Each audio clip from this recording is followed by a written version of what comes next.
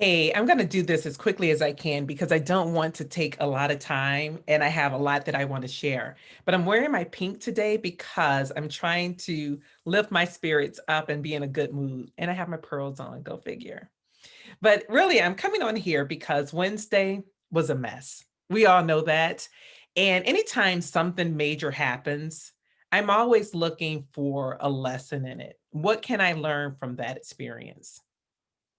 And there's so many things, right? We know that there are two Americas. That was obvious on full display. I was I was shocked when I saw the people scaling the Capitol building and then when they ran inside. But, I'm not going to talk about that quite yet because I want to talk about 10 things that I learned or reflected on as a result of what I saw happening on Wednesday. And the first goes back to 2016 when Trump was elected president. I knew from that moment that I would be a president or a citizen without a president because I was not claiming this man to be the leader of me. It's unfortunate that he had the title, but many of us, I guess I should say, have known who he was from the beginning. And now the world can see it for themselves too. Those whose eyes were blinded, I'm hoping that now they're opened up a little bit more, that you see this man is a racist. He is a white nationalist. There's no doubt. He's a narcissist. All the people that said, no, he's a great leader, this and that. What? How? When? Where? He is a con man and he conned a lot of you. I know some people voted for him because he was a Republican. So he said, we all know he was not a Republican. But I hope you see him for who he really is now. I hope you do. The second thing that I want to talk about is that I realized that the educational system in this country didn't just fail Black people. There were white people that were failed too. And it was on full display.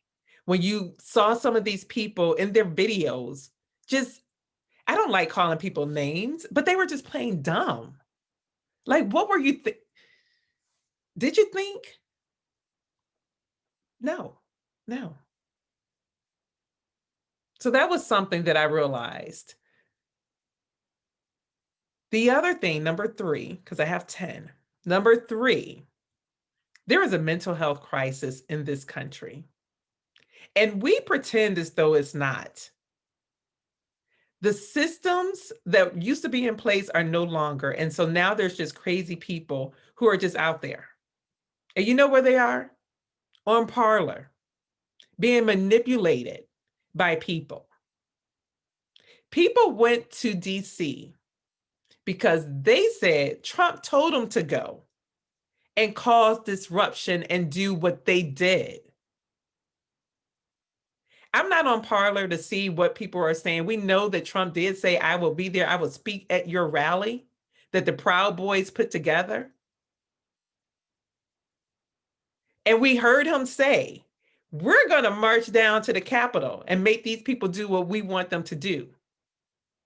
And after they caused all that mayhem, he said, I love you. You're very special, people.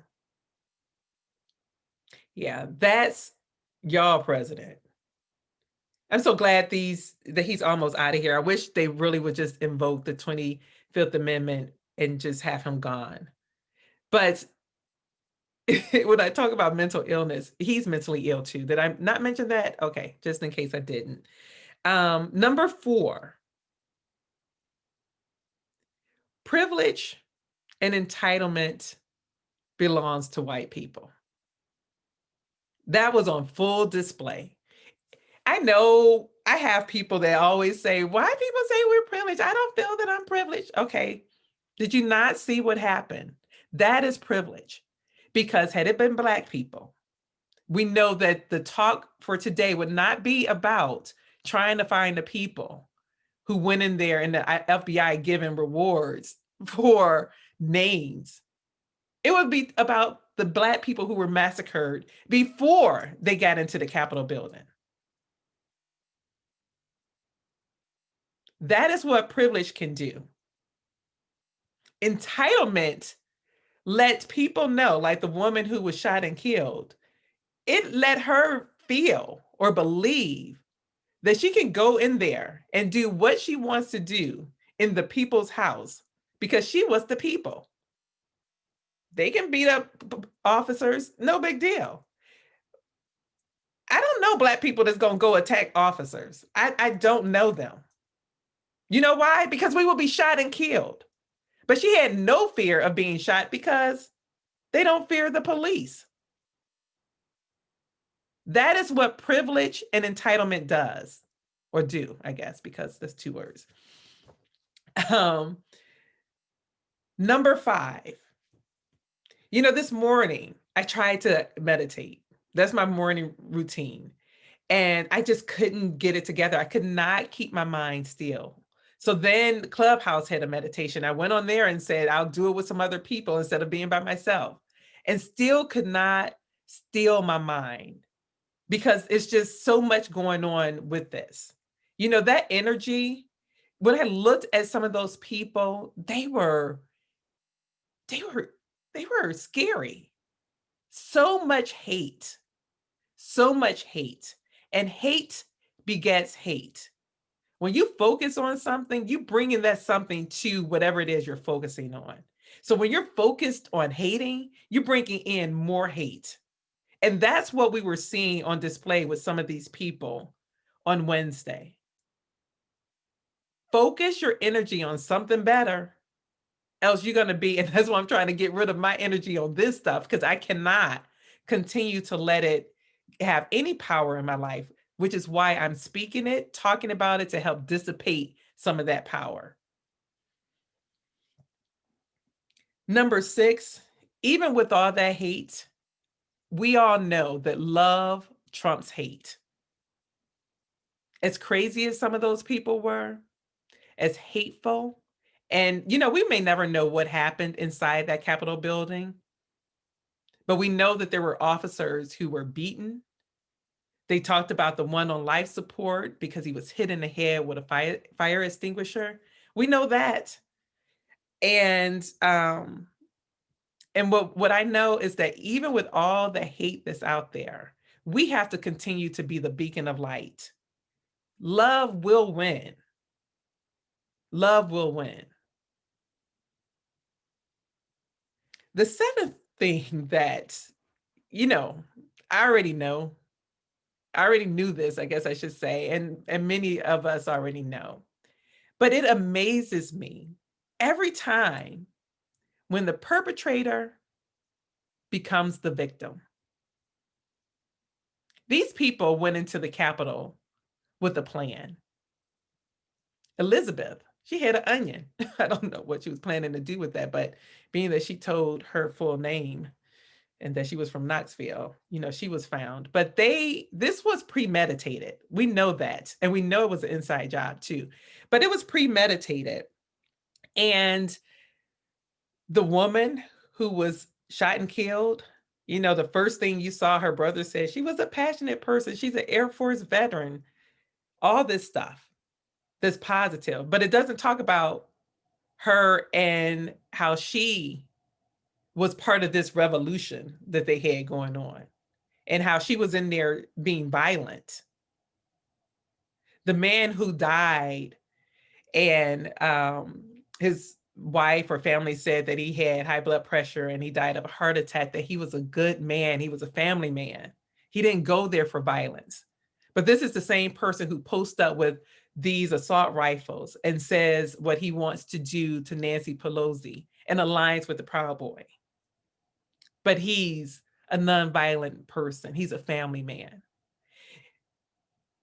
That's privilege too, must I say, but I don't need to talk about privilege because I'm hoping that people who did not understand what privilege was, that they see what it is now. And that they do something. And the reality of it is it's all programming. A lot of people have been programmed from forever, right? We've all been programmed, honestly. But it's until we start thinking for ourselves that we realize that what we have been programmed is not really what's true. But that requires critical thinking. And most people don't think. So there we go. Number 9, we're learning that, well, I guess I should say the world is learning what Black people already knew, is that there are many police officers who are white nationalists who will go against anything that has to do with Black people. We've seen Black people being killed. We saw George Floyd in 2020. We saw the man with his evilness put his knee on his neck and dared people to say something because he felt as though I have the power. I can kill this man if I want to. And that's exactly what he did. But he's not the only person in the police department who is evil and who have hatred against Black people for no other reason than just being Black and because they're feeling threatened and have fear. You know, this fear is real. This fear is really what drove all this stuff. People believing that they're going to lose power. White people believe in that. And I'm not making this how can I say this? I'm not condemning white people because I have white people that I love, white people that are my friends. But I'm talking about the people who are just don't know any better and don't do any better, or who just are evil and want to, you know, preserve the white race and keep them in power. But the thought of them losing power is really what's causing all of this and causing the fear and inciting the violence that's happening. And it also is what keeps getting Black people murdered by the cops. I'm just saying. But the last thing that I want to talk about too, because Wednesday, it started off great for me. When I woke up, I turned on the news and I saw that Warnock had been confirmed as the new senator for Georgia. And also, it hadn't been called yet, but now he was leading, where the night before he was behind Purdue. So everything was looking good as though we were going to have the seats, right? So I was on this high. And what I realized is that Black people, we have more power than we realize. If you didn't know it before, you should see based on what happened in Georgia, not just in this election, but in November too. We have power. When we show up to the polls, we can affect change. Voting is the equalizer. Every person gets one vote. So whether you're rich or poor, middle class, wherever you brown, white, purple, whoever you are, you have the same amount of power as the person next to you. That's the equalizer. And that is why people try to suppress it, because they know that if we actually voted, we could make change for the better. And so I just want to remind Black people that you can be whatever you want to be, whoever you want to be, even with this system that is in place to keep us oppressed. And I know there may be people that don't think that there's a system. If you haven't lived as a Black person, please don't tell me that. But we have more power than we know, and we just need to use it. There's a person that I am friends with on Facebook. He's somebody who I like, and he's a Republican, older guy. And even though our views are totally different, he's a Trump supporter. He doesn't understand why the Confederate statues should be taken down. He didn't understand why mail-in ballots were just sent to everybody. Like, because why? Why should voting be that easy, right? Why shouldn't it be that easy? Why should it be so hard? They make it hard to suppress our vote. But what I realize in listening to him and what he says, it's not that he's a bad person. He's just ignorant to some things. He doesn't realize that some of the things he says have a racial undertone. because and so I pointed out to him because he probably never looked at it that way because he's looking at it through the lens of himself, someone who was here and lived through the civil rights era, etc. So I just want to remind people, like, I mean, I'm sharing with you the 10 things that I thought about. If you have some other things that you want to share, please comment below. But I just want people to know that regardless as to what happened on Wednesday, because I'm assuming most people that's going to see this video are people who are not the ones that would have been in DC doing all of this, but there is still more good than bad in this world, and we have to be the light. We have to be the light. It doesn't mean that we have to be foolish and not prepare for what may or may not come. Because we see what 45 is trying to do. Every time he says something, it goes back to the fact that the election was stolen, when the fact is we didn't want him anymore. Most of America did not want him anymore, and he lost flat out.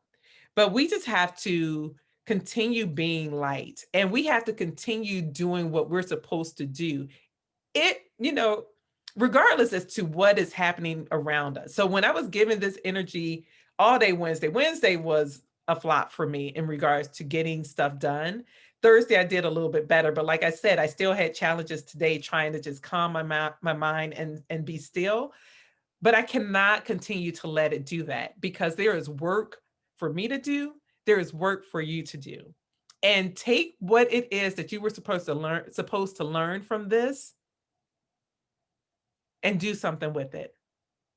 So that's what I have for you today.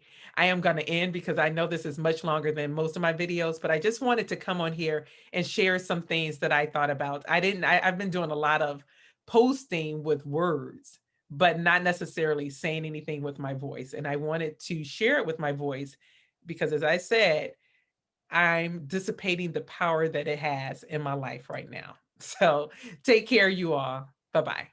And remember, I love you. Bye.